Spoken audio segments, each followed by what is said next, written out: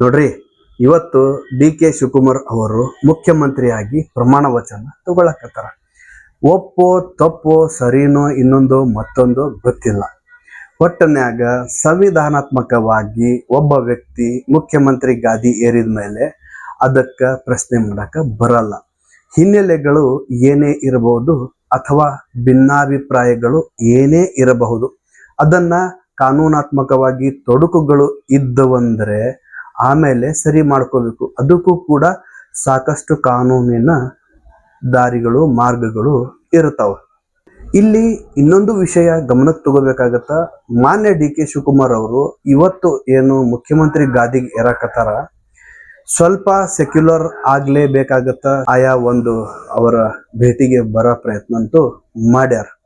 ಅದು ಏನೇ ಇರಬಹುದು, ಅದು ವೈಯಕ್ತಿಕನೂ ಸಹ ಇರಬಹುದು. ಆದ್ರೆ ಇದೇ ಮಾನ್ಯ ಡಿ.ಕೆ. ಶಿವಕುಮಾರ್ ಅವರು ಇನ್ನೊಂದು ವಿಚಾರನ ಗಮನಕ್ಕೆ ಇಟ್ಕೋಬೇಕಾಗತ್ತ.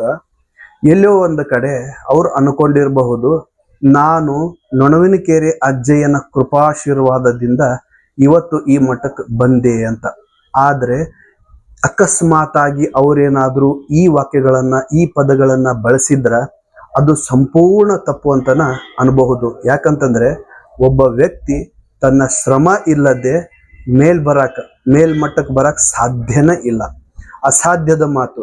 ಸಣ್ಣ ಸಣ್ಣ ವಿಚಾರಕ್ಕೆ ನಮಗ ಸಕ್ಸಸ್ಗಳು ಸಿಗದೇ ಇದ್ದಾಗ ಒಬ್ಬ ರಾಜ್ಯದ ಮುಖ್ಯಮಂತ್ರಿ ಗಾದಿ ಏರೋದು ಅಂತಂದ್ರೆ ಅಷ್ಟು ಸುಲಭದ ಕೆಲಸ ಅಂತೂ ಅದು ಅಲ್ವೇ ಅಲ್ಲ. ಹಿಂಗಾಗಿ ಮಾನ್ಯ ಡಿ.ಕೆ. ಶಿವಕುಮಾರ್ ಅವರು ಮನಸ್ಸೊಳಗ ತಮ್ಮ ಅಂತರಾಳದೊಳಗ ಒಂದು ವಿಚಾರ ಏನ್ ಇಟ್ಕೋಬಹುದು ಅಂತಂದ್ರ, ಮೊದಲು ಮತದಾರರು ಮತ ಹಾಕಿದ ಮೇಲೆ ಒಬ್ಬ MLA ಅಂದ್ರ ಲೆಜಿಸ್ಲೇಟಿವ್ಗೆ ಮೆಂಬರ್ ಆಗಿ ಬರಬೇಕು. ಸೊ ಲೆಜಿಸ್ಲೇಟಿವ್ಗೆ ಮೆಂಬರ್ ಆಗಿ ಬಂದ ನಂತರ ತಮ್ಮ ಪ್ರಕಾರ ರಾಜಕೀಯ ಪಟ್ಟುಗಳು ಸ್ಟ್ರಾಟಜಿ ಮಾಡ್ಕೊಂತ ಹಂತವಾಗಿ ಹೆಜ್ಜೆ ಬರಬಹುದು. ಆದ್ರೆ ಅಜ್ಜಯ್ಯ, ಕೊರಗಜ್ಜಯ್ಯ, ನೊಣವಿನಕೆರೆ ಏನಾದ್ರೂ ಇರಲಿ, ಅವರ ಕೃಪಾಶೀರ್ವಾದ ನನ್ನ ಮೇಲೆ ಇತ್ತು ಅಂತ ಹೇಳಿದ್ರೆ ಸರಿ. ಆದ್ರೆ ಅದೇ ಕೃಪಾಶೀರ್ವಾದದಿಂದ ಇವತ್ತು ನಾನು ಮುಖ್ಯಮಂತ್ರಿ ಆಗಾಕತ್ತೀನಿ ಅಥವಾ ಆಗತೀನಿ ಅಂತ ಏನಾದ್ರೂ ಇದ್ರೆ ಅದು ಸತ್ಯವಾಗ್ಲೂ ನಿಜವಾಗ್ಲೂ ರಾಜ್ಯದ ಮತದಾರರಿಗೆ ಮಾಡುವ ಅವಮಾನ. ಹಂಗಾಗಿ ಒಬ್ಬ ವ್ಯಕ್ತಿ ತಾನು ಬೆಳಿಬೇಕಾದ್ರೆ 99% 99% ತನ್ನ ಒಂದು ಶ್ರಮ ಇದ್ದ ಇರುತ್ತೆ. ಹಿಂಗಾಗಿ ಮಾನ್ಯ ಡಿ.ಕೆ. ಶಿವಕುಮಾರ್ ಅವರ ಶ್ರಮ ಕೂಡ ಇಲ್ಲೇ ಸಾಕಷ್ಟು ಐತಿ.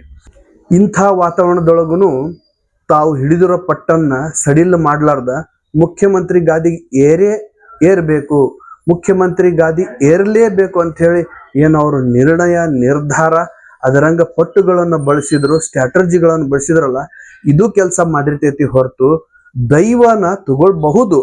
ಆದ್ರೆ ಕೃಪಾಶೀರ್ವಾದ ಅಂತ ತಗೋಬಹುದು ಹೊರತು ದೈವದಿಂದಾನೇ ನಾನು ಮುಖ್ಯಮಂತ್ರಿ ಗಾದಿ ಏರೀನಿ ಅಂತ ಅನ್ಕೊಂಡ್ರೆ ಅದು ರಾಜ್ಯದ ಜನರಿಗೆ ಅಥವಾ ಮತದಾರರಿಗೆ ಮಾಡುವ ನೇರ ಅವಮಾನ ಆಗಬಹುದು ಅನ್ನೋದು ಒಂದು ಅನಿಸಿಕೆ, ಅಭಿಪ್ರಾಯ ಅವ್ರ ಮನಸ್ಸೊಳಗೆ ಬರಬಹುದು ಅನ್ನೋದು ಇಲ್ಲಿ ಒಂದು ವಿಚಾರ. ನಿಮಗೇನು ಅನ್ಸುತ್ತೆ?